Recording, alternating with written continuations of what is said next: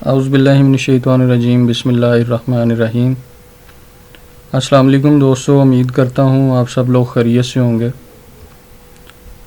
تو آج کا ہمارا ٹاپک ہے پراپرٹی کی خرید و فروخت کے حوالے سے، کہ ہمیں پراپرٹی خریدتے وقت کون سی احتیاطی تدابیر جو ہیں وہ اختیار کرنی چاہیے، جن کو اختیار کرنے کے بعد ہم پراپرٹی میں جعل سازی اور دھوکہ سے محفوظ رہ سکتے ہیں۔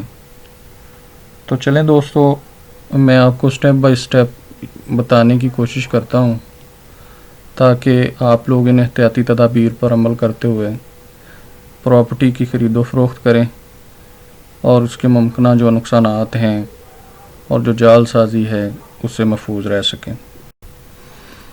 تو ویور، سب سے جو اہم اور بنیادی پوائنٹ ہے پراپرٹی کی خریداری کے حوالے سے، وہ یہ ہے کہ پراپرٹی سیل کرنے والا آیا جو پراپرٹی سیل کر رہا ہے اس کا مالک بھی ہے یا نہیں۔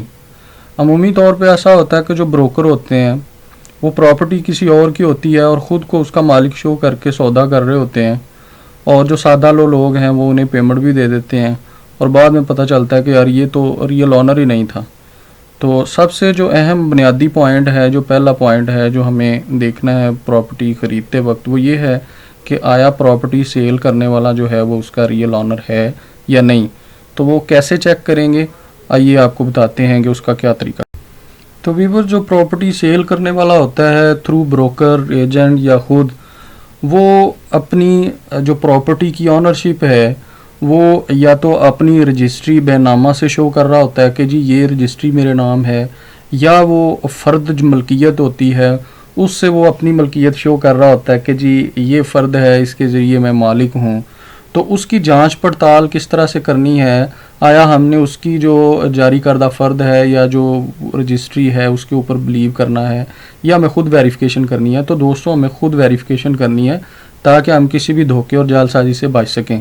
عمومی طور پر ایسا ہوتا ہے کہ جو بروکر ہوتے ہیں یا جو ایجنٹ ہوتے ہیں یا جو فیک آنر ہوتے ہیں، وہ فرد دکھا کے سادہ لوگوں کو ان کے ساتھ سودے کر لیتے ہیں۔ بعد میں پتہ چلتا ہے کہ یہ تو پراپرٹی کا مالک نہیں ہے، یہ تو پراپرٹی کسی اور کی ہے۔ وہ ایک پراپرٹی جو ہے، ایک پلاٹ جو ہے وہ 3 4 جگہ پہ فروخت ہو رہا ہوتا ہے۔ تو اس دھوکے سے بچنے کے لیے آپ نے جو ہے اس کی پوری ویریفیکیشن کرنی ہے۔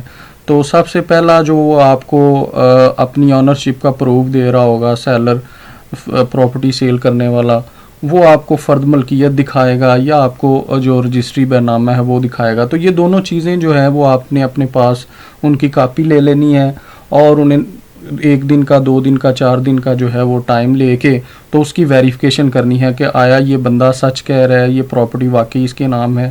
تو اس کے لیے آپ کو جو رجسٹرار آفس ہے یا جو پٹواری کا آفس ہے وہاں پہ جانا پڑے گا۔ تو ویور، اگر تو آپ پراپرٹی جو ہے وہ ایسے سرکل سے پرچیز کر رہے ہیں جو کمپیوٹرائز سرکل ہے، تو اس کے لیے آپ کو لینڈ ریکارڈ آفس جو ہے وہ جانا پڑے گا، اور وہاں سے جا کے اس کی معلومات آپ حاصل کر سکیں گے۔ اور اگر آپ ایسے سرکل سے پراپرٹی پرچیز کر رہے ہیں جو ابھی مینول ہے، کمپیوٹرائز نہیں ہوا، تو اس کے لیے آپ کو جو اس حلقہ کا پٹواری ہے اس کے پاس جانا پڑے گا، اور اس سے جو ہے وہ آپ پراپرٹی کی ویریفیکیشن کر سکیں گے۔ تو ویورز، ویڈیو کافی لمبی ہو جانی ہے، تو اس کے نیکسٹ پارٹ میں آپ کو بتاؤں گا کہ ویریفیکیشن جو ہے وہ کس طرح سے کرنی ہے، کس طرح سے آپ چیک کریں گے کہ جو ریئل آنر ہے، جو سیلر ہے، وہ جو ڈاکومنٹس پرووائڈ کر رہا ہے ان کو کس طرح سے ویریفائی کرنا ہے، کس طرح سے چیک کرنا ہے کہ آیا یہ پراپرٹی اس کے نام ہے۔ تو اس کا جو نیکسٹ پارٹ ہے اس میں آپ کو اس کے کمپلیٹ جو ہے وہ طریقہ کار بتاتا ہوں۔